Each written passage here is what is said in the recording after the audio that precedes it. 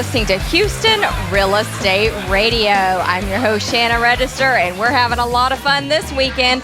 We are out at the Band Jam event that happens on the second Thursday of every month. You can find out more about it at FordResultsBandJam.com. We're out at Gary Cooper's CPA firm having a lot of fun, and we are interviewing the Houston Mayoral Candidates. You heard them on the show last weekend. We did 4 last weekend. We're doing 4 this weekend, and you heard from Adrian Garcia and Marty, a lot of others earlier in the segment. And this segment, last segment, we've got Chris Legier on. Chris, it's exciting to have all these mayoral candidates on. You guys all have your plans, your vision for the city, and a big city it is. 4th largest city in the country. You really have to know your stuff and have a good plan because we're a big growing city. It's growing every day. You know, I work in the housing market, and it's exciting to see so many people moving to Houston. So, Chris Legier, welcome to the show. Oh, well, thank you. It's an honor to be on the show. I appreciate the invite to be part of Mayoral Candidates and to get my views out. And like you said, Houston is a growing city. It's fourth. It's about to become third. So. Well, that would be great. Because I'm in real estate. I like the housing market here. Yeah. We're out here at Band Jam. This is a great networking event. A lot of fun for executives, people who are entrepreneurs out there following their American dream right here in the city of Houston. And it's very loud because the band is playing and we got a lot of networking going on. It's a lot of fun. So, that's why you hear a little background noise. But we're going to have fun with it. We're going to roll forward. And I got a lot of great questions for you. So I'm going to start with our budget because budget's a big problem. We are spending too much here in Houston. So I want to hear your plan and what you think needs to be done when you become mayor. Well, the first thing we're going to have to do, when it comes to the budget is we're going to have to be honest with ourselves. Transparency? Yeah, well, yes, but here's what I say. The thing about the budget is approximately $13 billion, and we have, I think, maybe like $5 billion in assets. So what I tell people to do is just think in simple terms. Sometimes people get lost when you're talking about billions of dollars, but relate it to your own household budget. If hypothetically you were taking in, let's say, $3,000 a month, but your expenses were about, let's say, about $4,500 a month. Yeah, you're going to be. You can't do that for long. You can borrow money, i.e., bonds or whatnot, but at some point you're going to have to be. You have to be real. You have to come to the realization that something's got to be done. Either I'm going to have to make more money. Either the city's going to have to bring in more revenue. Or some cuts, some big cuts. Yeah, but it's either we're going to have to cut or we're going to have to raise taxes. So we know that pensions are a big problem. People, and the thing is, people live a long time now. People live to be, the average person living today will live to be 100. Those that die of disease and accidents. Not most, but a lot of people will live to be 100. And yet, our police officers, firemen, they can all retire, after 25 years? Yes, and the thing about the pensions is, you're right. I mean, the pensions people are living longer, but we do have to honor those commitments to the pensions. Mm-hmm. Now, the problem is we're going to have to try to honor it, but the financial reality is we're not going to have the money to honor it. So pensions are going to have to be restructured. I know it was a promise that was made before Legier administration. It was a promise that was made before Mayor Legier. Yes. If elected mayor, I'm going to have to be honest with firefighters and the police officers and tell everybody, your pension's got to be restructured. You mentioned firefighters. I know firefighters who work 2 days a week and they're off the rest of the week. Is that efficient? Well, you know what? I'm gonna go ahead and I'm gonna say yes, because we have to understand this. Firefighters have to respond to a fire. A lot of firefighters, they are emergency responders, and now, unlike the police are always busy because there's always something going wrong. But I would say if firefighters work 2 days a week or 3 days a week, I would say yes. It's not about efficiency. It's about they have to wait for a fire or something to happen. I mean, if we think about it, let's say we had firefighters working every day. That might be a problem. I'm going to say I don't want my firefighters working every day, because if they are, that's not a good sign. Okay. All right. So let's talk. We talked a little bit about the budget. Let's talk about the Rebuild Houston project. Are you pro Rebuild Houston, or you want to revamp that?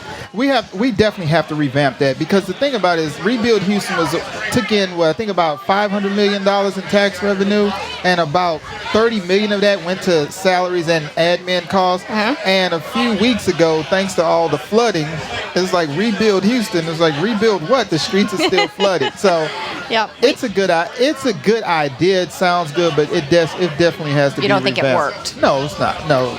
Okay, let's talk a little bit about all the flooding that happened. Since you mentioned that, there are a lot of families that were in real distress over all that flooding. What can be done for the city of Houston to prevent that from happening again? Well, the first thing is that we have to understand that Houston, the elevation of Houston is only about 50 feet. So one thing we have to do is we have to look at the terrain, but the main thing is drainage. You know, I thought about it. I said the problem is even on my street flooded, and luckily enough, my driveway was up just high enough so my car wouldn't get destroyed. I barely escaped it. But my neighbors who left their vehicles on the street, they wasn't so lucky. I mean, I got out at 2 a.m. and moved my vehicle. But what we need to do is we have to look at the drainage, and maybe the problem that maybe no one is looking at is maybe the sewer system needs to be cleaned out. Okay. It's like a bathtub. It's a bathtub effect, but unfortunately, your vehicle is in that bathtub. So we need to look at revamping our sewer system. Definitely. Would you? Let's jump over to crime. Would you put more police officers on the streets of Houston to make families feel more safe at home, in their homes, and also in their workplace? Well, yes. Right now, Houston has a shortage of police officers. I think last time I talked to the police, I think it was maybe like 20 to 30%. We are short on police officers for a city of our size. I mean, we have police officers now. They're working 60 hours a week sometimes. That's too much. That's way too much. So, yep. And because Houston is growing, we got to remember this. Houston is about to become the third largest city. We are going to need more police officers, and we're actually going to have to start them off. And we need to actually solve the crimes. Yeah, I mean, but now solving the crimes, we're going to need help from the community, because I can tell you, in the communities that I've grown up in, a lot of times crimes happen because there's this attitude: don't report crimes. We have to help the police out also. I mean, if you see a crime being reported, being committed, you have to report that.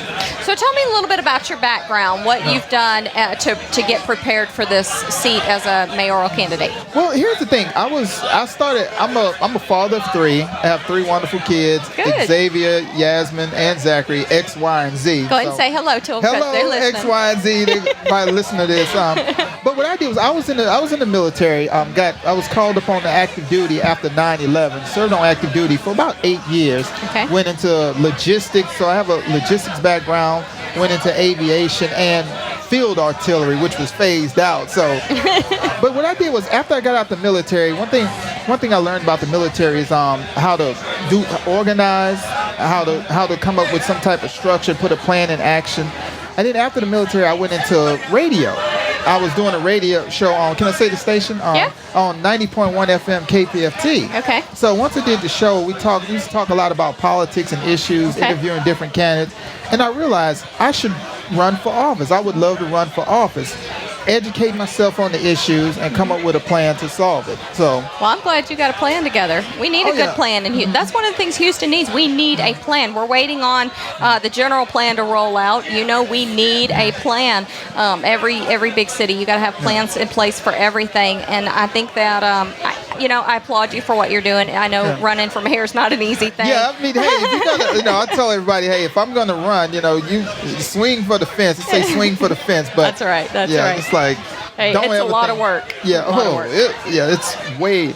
I mean, this is the fun. I mean, I tell everybody, this is the easy part. Running for office. That's right. Just wait till you become mayor. Yeah. All right, Chris Legier on Houston Real Estate Radio. We've interviewed 4 mayoral candidates this weekend, including Adrian Garcia, Marty McVeigh, and then last weekend we also interviewed 4 different mayoral candidates. So if you missed any of the show, go to HoustonRealEstateRadio.com and watch each one of the videos, because voters, you're going to have to decide who's going to be your next mayor of Houston. If you've got a real estate question, we'll be back to real estate next week. Give us a call, 281-882-8088. And like us on Facebook. We post a lot of those videos and a lot of great information for you over on Facebook.com/Houston Real Estate Radio. Thanks for listening. We'll be back next Sunday, 11 a.m. here on KTRH.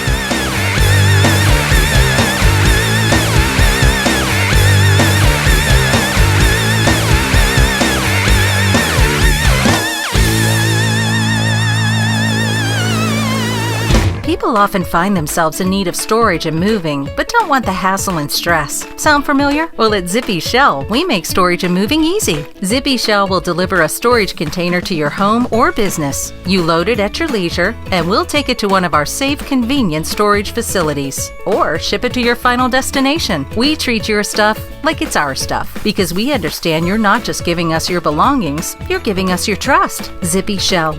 Storage and moving that makes life simple.